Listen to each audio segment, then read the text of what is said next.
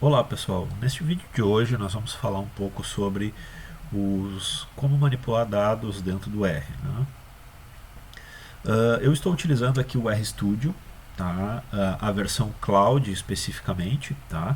Uh, Porém, tudo que a gente fizer aqui funciona tanto na versão RStudio Cloud, versão RStudio Desktop e também quem estiver digitando direto lá no RProject vai funcionar do mesmo jeito, certo? A linguagem e os comandos são exatamente os mesmos.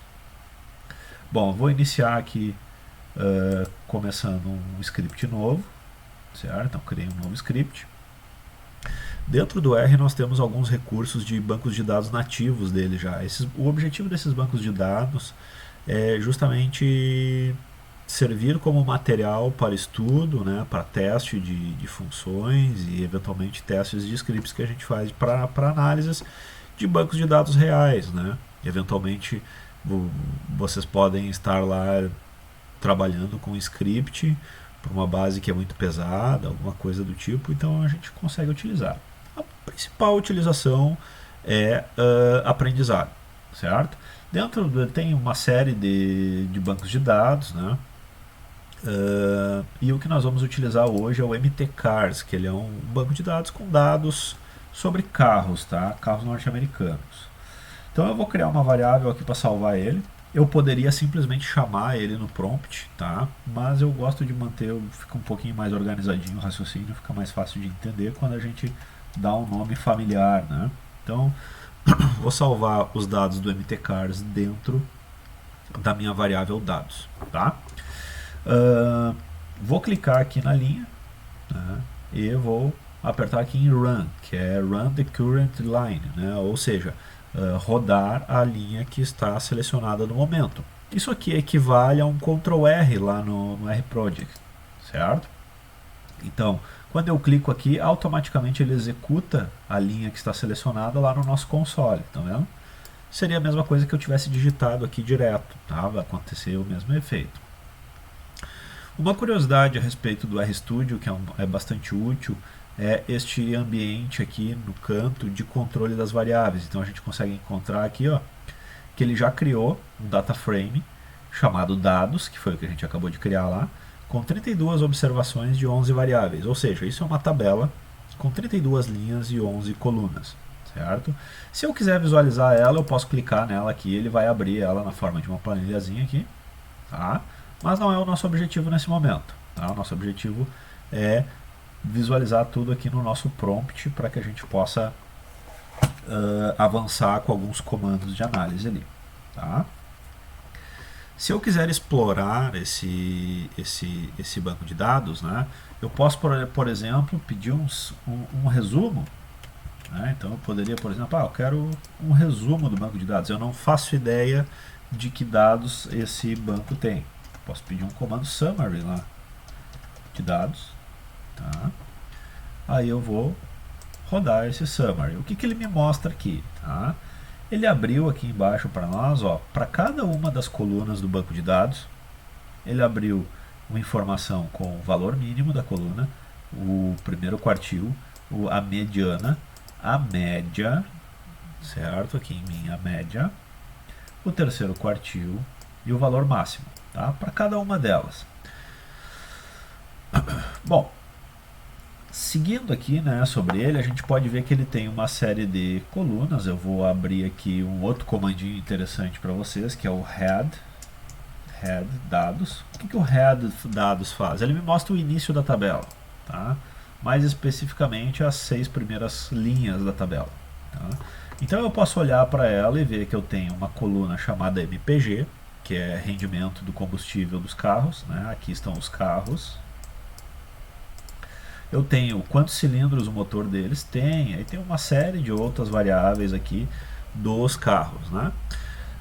Para nós é irrelevante o que significam essas variáveis neste momento, porque o nosso foco aqui é entender o uso dos dados para que vocês possam depois fazer essa análises desse tipo lá na empresa de vocês, analisando o processo de vocês, identificando falhas, identificando padrões de mercado, coisas que vão agregar lá na empresa de vocês com bases de dados provavelmente até maiores do que essa. Tá? Então nosso ponto aqui é só testar os comandos.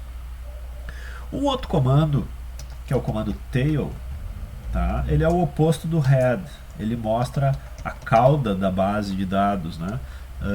O que seria isso? Ele me mostra as 6 últimas linhas. Tá? Professor, para que é útil eu ter um comando que me mostra as 6 primeiras linhas e as 6 últimas linhas da minha base de dados? Bom, vocês podem eventualmente ter uma planilha, um banco de dados de registro de falha, de registro de vendas, com muitas e muitas e muitas linhas. Tá? E aí fica impossível de visualizar toda essa planilha na tela. Mas, eventualmente, vocês conhecerem como está o início e o fim dessa tabela, pode dar a vocês um indicativo de que os dados foram importados corretamente ou não. Tá? Então, são 2 comandinhos bem úteis aí. Eles em si eles não fazem nada além de mostrar parte dos dados, né? Mas já é o suficiente para que a gente consiga aí dar uma lida nos dados. Bom, vamos para a parte que nos interessa aqui de fato neste vídeo, que é o endereçamento dos dados. Tá?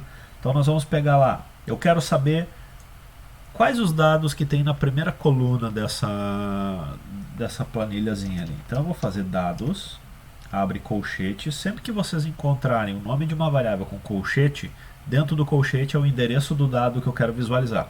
Tá? Por exemplo, se eu quiser visualizar o que está lá na primeira célula, né, na primeira linha da primeira coluna dessa planilha, eu vou lá, ó, linha 1, certo? Coluna 1, né, seguindo a lógica aquela de matrizes que a gente trabalha desde lá do ensino médio, ensino fundamental, né, da referência IJ, né? I é a linha, o J é a nossa coluna. Tá? Então lá, ele vai me mostrar 1, tá? que é a posição que nós temos ali, né? de dados. Se eu quiser ver todos os elementos de uma primeira coluna, tá? Como é que eu vou fazer? Eu vou executar aqui, ó. Tá vendo? Eu pedi, ó, todas as linhas. Quando eu deixo em branco, ele representa todas as linhas, tá, da coluna 1. Tá? Uma outra forma de endereçamento que nós temos é utilizando o cifrão. Tá? Então, por exemplo, eu sabendo se os meus dados têm cabeçalho e eu conhecendo o nome deste cabeçalho, eu posso endereçar dessa forma assim: cifrão MPG. Tá? Quando eu executar isso aqui, ele vai me mostrar exatamente o mesmo resultado lá embaixo. Por que eu uso isso e quando que eu uso isso? Né? Cada um tem o seu ponto. Tá? Quando a gente trabalha com planilhas ou bases de dados que não tem cabeçalho, ou que o cabeçalho usa muitos espaços, caracteres especiais para que as pessoas consigam entender visualizando a planilha, esse tipo de formato é melhor. Né? Porque ele não vai ter que lidar com espaços no nome da variável, que o R não consegue lidar com espaços no nome da variável, certo? Esse tipo de situação aqui é melhor quando eu tenho cabeçalhos que são adequados, né? Não tem espaços, não tem caracteres especiais, e a minha planilha tem risco de ela ser modificada, a ordem das colunas. Certo? Então, como eu estou usando o nome da coluna, eu posso ir lá na minha planilha e mudar a coluna de lugar, que ele vai continuar funcionando, a fórmula continua funcionando, tá? Que ela puxa pelo nome dela. Então essa é uma das formas que a gente tem de trabalhar com este endereçamento. Tá? Vamos avançando então para os comandinhos básicos aí que a gente quer explorar. Né?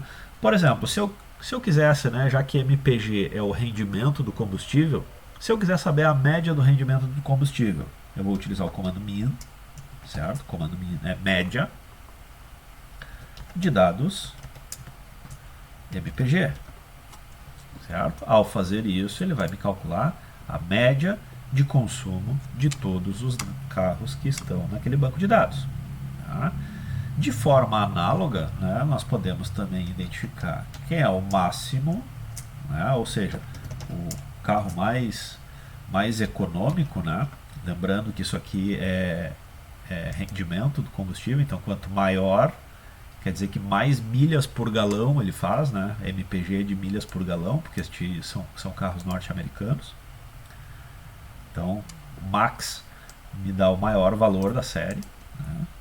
O Min me dá o oposto, né? Me dá o menor valor da série, né? Que no caso do nosso exemplo aqui seria o carro mais gastador, né? Então lá, faz 10 milhas por galão, o carro mais gastador de todos. Então, são pontos que a gente consegue avaliar. Tá? Eu poderia avaliar também a mediana. Median, dados, MPG. Opa, median. O N saiu do lugar aqui. Median. Tá? Então, este é o valor da mediana desses valores. Né? Bom, o desvio padrão, se eu quisesse saber o desvio padrão, poderia utilizar o comando SD de Standard Deviation. Tá? Então a gente vai utilizar dados MPG. Né? Nós teríamos aí o desvio padrão do rendimento desses veículos que fazem parte do banco de dados ali. Tá? Bom, mas aí, até aí tudo bem, não me ajudou muito, né? Mas se eu quiser fazer uma seleção nesses dados, né? Eu quero gerar um indicador, por exemplo, lá de um produto específico, né? Eu quero saber o índice de falhas de um produto específico lá na minha matriz de registro de falhas, né? Então, se a gente pegar aqui, por exemplo, utilizando os dados que nós temos do nosso exemplo, se eu quisesse saber, por exemplo, a média do consumo dos veículos que têm 8 cilindros, né? Como é que eu faria isso? Tá? Eu teria que calcular a média, certo? Dos dados em todas as linhas onde dados cil, né, que é a variável cilindros, né? Ah, como é que tu sabe, né? Aqui em cima a gente olhou para ela, tá? Então MPG, milhas por galão, cilindros, né? Então nós vamos utilizar os cilindros igual a 8, tá? Dentro do colchete ainda eu digo, ó, essa média eu quero da coluna 1. Tá? Então, ao executar isso aqui, eu passo a ter a média em milhas por galão somente dos carros que possuem motor de 8 cilindros. Se eu precisar saber dos carros de 4 cilindros, basta eu trocar aqui 4 cilindros. Certo? Um ponto que a gente precisa tomar cuidado é que aqui eu estou procurando por um valor numérico, certo? Mas se eu estiver procurando, por exemplo, por um nome de um produto, um código de produto, eu preciso colocar este valor entre aspas, certo? Se ele for um texto. Sempre que o valor procurado for um texto, eu preciso colocar entre aspas, porque senão, eu digitar ali, né, sei lá, tampa do radiador, né? Se eu digitar tampa radiador ali, o R vai procurar uma variável chamada tampa radiador, tá? Então eu preciso colocar entre aspas para ele saber que a tampa do radiador é o que vai entre aspas ali, tá? Então este algumas instruções assim, né? Posso utilizar na coluna. Esse tipo de seleção é válido para coluna também, tá? Então vocês conseguem utilizar esse tipo de conector, tá? Futuramente, nos próximos vídeos, nós vamos ver os conectores lógicos, quando eu quiser criar mais de uma condição, né, situações onde se torna um pouquinho mais complexa essa seleção, então eu vou precisar utilizar conectores lógicos, tá? Mas isso é assunto para um outro encontro. Só para não perder a meada aqui, antes de encerrarmos, eu não posso esquecer de salvar o meu script, né? Este script aqui, embora eu esteja executando ele aqui bonitinho, mas ele não está salvo. Se eu fechar o meu RStudio neste momento, eu perco completamente o trabalho que eu acabei de fazer. Mas, eventualmente, é uma planilha que é abastecida pela fábrica, é uma planilha abastecida pelo setor de vendas, e eu quero repetir esta análise por várias vezes, certo? e eu não quero ter que digitar tudo de novo. Então, como é que eu faço? Eu vou lá e clico em salvar, certo? Vou salvar aqui, ó, análise carros.r, tá? Salvei ele, tá? Aqui nessa janelinha embaixo, que é outra particularidade interessante do RStudio, vocês vão ver que apareceu ele aqui, o nome do arquivo, análise carros.r. Aqui nessa janelinha o RStudio mostra para vocês a janela, a pasta do computador onde ele está buscando os arquivos. Então ele mostra o conteúdo dela, certo? E aí vamos supor que daqui uma semana, daqui um mês, essa planilha recebeu novos dados e eu quero executar de novo essa análise, certo? Então o que eu preciso fazer aqui? Eu vou pedir a função source, tá, de análise carros.r. Opa! Se eu digitar errado, não funciona, né? Ele não está conseguindo abrir a conexão com o arquivo análise carros. Opa, de novo. Análise carros. Tá? Então ele acabou de executar a função toda. Tá? Por que ele não mostrou para nós os resultados no prompt? Tá?